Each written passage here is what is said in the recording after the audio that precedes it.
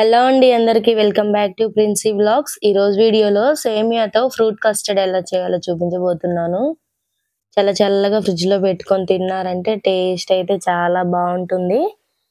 ఇందుకోసం first stove on చేసుకొని ఒక కడాయి పెట్టుకొని కడాయిలోకి 1 టేబుల్ స్పూన్ గీ వేసుకొని గీ కరిగిపోయిన తర్వాత 1 కప్పు వరకు సేమియాలు వేసుకోవాలి.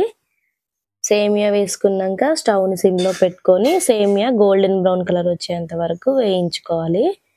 చూసారు కదా, ఇలా వేగిపోయిన తర్వాత ఇప్పుడు ఇందులోకి ఒక 3 కప్స్ వరకు పాలను యాడ్ చేసుకోవాలి. పాలు అనేది కాచి చల్లార్చిన పాలను యాడ్ చేసుకుంటే మంచిది. ఎందుకంటే ఆ వేడికి సేమియాలో వేయగానే పాలు అనేది విరిగిపోతాయి కాబట్టి మ్యాక్సిమం చల్లార్చిన పాలనే తీసుకోవాలి. తర్వాత సేమియా అనేది ఉడికిపోతుంటూ ఉంటుంది. ఈలోగా మనం ఒక 2 టేబుల్ స్పూన్ల కస్టర్డ్ పౌడర్ తీసుకొని ఇందులోకి కొన్ని పాలు పోసుకొని ఉండలేమీ లేకుండా ఒకసారి అంతా ఇలా బాగా కలుపుకోవాలి. చూసారు కదా, సేమియా అనేది ఉడికిపోయింది కాబట్టి ఇప్పుడు ఇందులోకి కలుపుకున్న కస్టర్డ్ పౌడర్ని వేసుకొని ఉండలేమీ లేకుండా ఒకసారి అంతా కలుపుకోవాలి. ఈ కస్టర్డ్ పౌడర్ వేయగానే సేమియా అనేది చాలా దగ్గరకు అవుతుంది, అంటే థిక్ కన్సిస్టెన్సీ వస్తుంది. ఒకవేళ అంత థిక్ కన్సిస్టెన్సీ మాకు వద్దు అనుకుంటే మీరు మరికొన్ని మిల్క్ అయినా యాడ్ చేసుకోవచ్చు. ఇలా సేమియాతో బాగా ఉడికించుకోవాలి. తర్వాత ఇందులోకి 1 కప్పు వరకు చక్కెర కూడా యాడ్ చేసుకోవాలి. ఒకవేళ మీకు చక్కెర వద్దు బెల్లం కావాలనుకుంటే స్టవ్ని ఆపేసుకొని బెల్లం పొడిని కలుపుకోవాలి.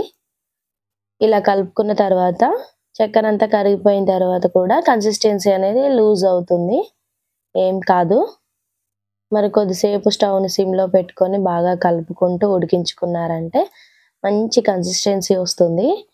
ఇగో ఈ కన్సిస్టెన్సీ వచ్చినప్పుడు స్టవ్ ఆఫ్ చేసుకోవాలి. ఇది కంప్లీట్గా చల్లారిన తర్వాత ఫ్రిడ్జ్లో పెట్టుకొని చుట్టూరు మొత్తం అంతా ఒకసారి కలుపుకొని సర్వ్ చేసుకొని తింటే మామూలుగా ఉండదు. ఒకవేళ మీకు ఇది చల్లగా బాగా కూల్గా కావాలనుకున్నా కూడా తినేయచ్చు. కొంచెం సేమియాని ఇలా ఒక బౌల్లోకి తీసుకొని బ్లాక్ గ్రేప్స్, అలాగే పొమోగ్రానైట్ సీడ్స్, యాపిల్ పీసెస్, అలాగే గ్రీన్ గ్రేప్స్, నానపెట్టుకున్న సబ్జా గింజలను కూడా వేసుకొని ఐస్ క్రీమ్ మీ దగ్గర ఉంటే వేసుకోవాలి, లేకపోతే స్కిప్ చేయండి. ఈ ఐస్ క్రీమ్ కూడా హోమ్ మేడ్ ఐస్ క్రీమే. మన ఛానల్లో ఐస్ క్రీమ్ ఎలా చేయాలని కూడా అప్లోడ్ చేశాను, ఇంట్రెస్ట్ ఉంటే చూసేయండి.